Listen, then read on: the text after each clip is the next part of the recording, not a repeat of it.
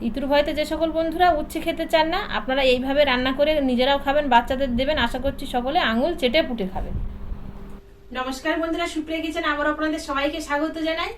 উচ্ছে কিন্তু অনেকেই খেতে চায় না, শুধু তিতুর জন্য। তিতুটা একটু বেশি লাগে তাই। কিন্তু আজকে আমি উচ্ছেটা এমন ভাবে রান্না করব যে বাচ্চা থেকে বড় সকলে কিন্তু আঙুল চেটে পুটে খাবে, একদমই তিতু লাগবে না এইভাবে রান্না করলে। তো প্লিজ প্লিজ বন্ধুরা, আপনারা ভিডিওটা স্কিপ না করে প্রথমের থেকে শেষ পর্যন্ত দেখবেন। আশা করছি আপনাদের ভালো লাগবে। আর এইভাবেই কিন্তু আমাদের বাচ্চাদের আমরা রান্না করে খেতে দেই। উচ্ছের এই রেসিপিটা বানানোর জন্য আমি উচ্ছে আলু সবকিছু কেটে কুটে গুছিয়ে নিয়েছি। এবার রান্নাটা বসিয়ে দেবো। একদম খুব কম সময়ের মধ্যে কিন্তু রান্নাটা হয়ে যাবে।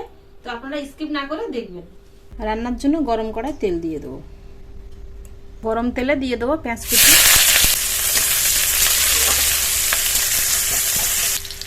দিয়ে দেবো রসুন কুচি, কাঁচা লঙ্কা চেরা। ভাজার সাথে সাথে পেঁয়াজ থেকে একটা জল ছাড়ে, দেখবেন। সেই জন্য পেঁয়াজটা আগে একটু হালকা করে ভেজে নিয়েছি। এবার এর মধ্যে ধুয়ে কেটে রাখা আলু আর উচ্ছে দিয়ে দেবো।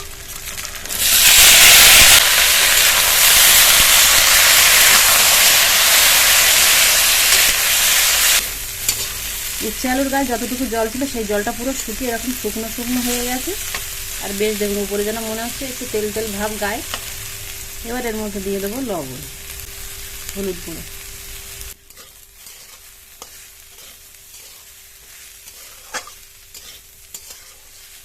এবার মিডিয়াম টু লো ফ্লেমে ঢাকনা চাপা দিয়ে দিয়ে রান্না করে নেবো, যতক্ষণ না উচ্ছে আলুটা সেদ্ধ হচ্ছে আর বেশ ভেজে একটু কড়কড়ে হয়ে যাচ্ছে। উচ্ছে আর আলুটা দেখুন বেশ এরকম ভাজা ভাজা হয়ে গেছে আর সেদ্ধও হয়ে গেছে আলু উচ্ছে। এবার একটু মাঝখানটা এরকমভাবে ভাঙা করে নেব। দুটো ডিম ফাটিয়ে নিয়েছি, মাঝখানে দিয়ে দেবো। সামান্য একটু লবণ দিয়ে দেবো। আমি খুব অল্প তেলেই কিন্তু রান্নাটা করছি, সেই জন্য অল্প অল্প তেল ব্যবহার করেছি রান্নার মধ্যে। আপনারা ডিমটা দেওয়ার আগে একটু তেলও দিতে পারেন মাঝখানে। উচ্ছে আর আলুর সাথে এবার ডিমটা দিয়ে মিশিয়ে নেব। আমি শুধু কাঁচা ঝাল দিয়ে রান্নাটা করছি, আপনারা এর মধ্যে কাশ্মীরি লঙ্কা কিংবা আর একটু ঝাল খেতে চাইলে লাল লঙ্কার গুঁড়ো দিতে পারেন। ঢাকনা চাপা দিয়ে আরও 2-3 মিনিট ভেজে নেব। আরও 1 থেকে 1.5 মিনিট ভেজে নিয়েছি। দিয়ে দেবো 1 চামচ জিরের গুঁড়ো,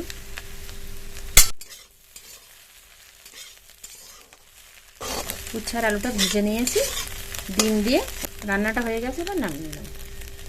গরম গরম ভাতের সঙ্গে পরিবেশন করুন, গ্যারান্টি দিয়ে বলছি কেউ বুঝতেই পারবে না যে উচ্ছে নাকি অন্য কিছু। রান্নাটা দেখলেন তো, খুব কম সময়ের মধ্যে হয়ে গেল আর দারুণ হয় খেতে গরম ভাতে। আপনারা একইভাবে ওই উচ্ছে আলু দিয়ে আর ডিম দিয়ে রান্না করে খেয়ে দেখবেন। যদি তিতু লাগে তাহলে আমাকে কমেন্টে জানাবেন।